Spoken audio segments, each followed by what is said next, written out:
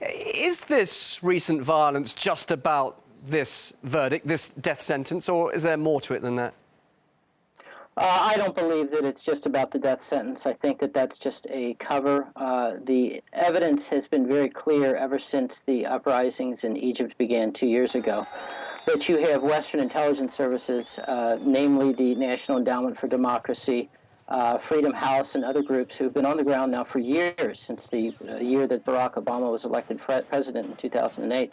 And they have basically been there training people on forms of nonviolent protest. And so while it is very possible, I say that in a very slim sense, that this could be something that is a grassroots thing, in general, the plan is to keep these countries destabilized and difficult to find their footing, because they're much easier to manage in an atmosphere such as that. All right, you're talking about Western and exterior forces here at play, but what about what's happening in the way the authorities are dealing with this crisis at the moment? Thousands of soccer fans have actually expressed overwhelming support for that verdict, which seems to be a catalyst now for what's going on with this rioting and death. What does it tell us about the divisions in Egyptian society, where we see supporters there in Cairo and those people are actually risking their lives and dying over this verdict in Port Said? Yes, and as I said, I will not for a moment discount not just the possibility, but the likelihood that you have people on the ground there who are genuinely emotionally driven for these things. But, you know, these kinds of revolutions, they don't pop up just overnight. They take years of planning and years of all sorts of preparations in order for these things to take place. And yes, there's a lot of frustration on the streets in Egypt. They have just gone through a very turbulent period where unemployment is very high. It's very difficult for families to feed themselves, and certainly this lends to the frustration on the street.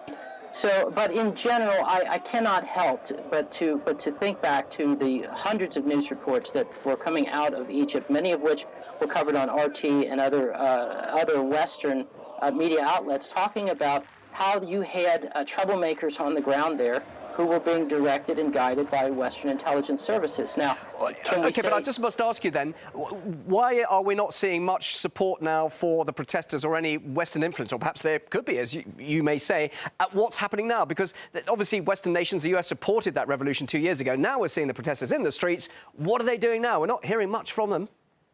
Yes, that's right. And the United States and the West don't have to come out and support these people who are on the street. Just having it happen so that it can put pressure on Morsi and on his government in order to agree to certain demands that the United States and Israel are making. The U.S. doesn't necessarily have to come forward and say, oh, yes, we're in support of these people. The name of the game here, I believe, is just an issue of putting pressure on Morsi.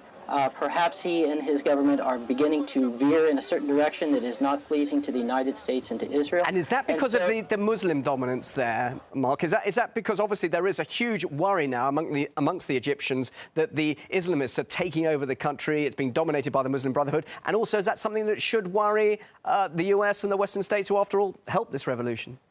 No, the United States is not worried about this because Egypt is already on the hook in the form of Western financial aid and Western military aid.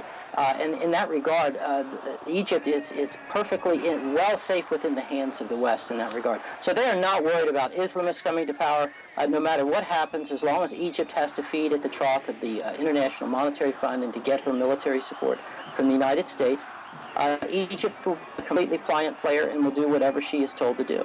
Mark, great to talk to you. Thanks so much for your time. We appreciate it. Thanks for joining us live here on RT.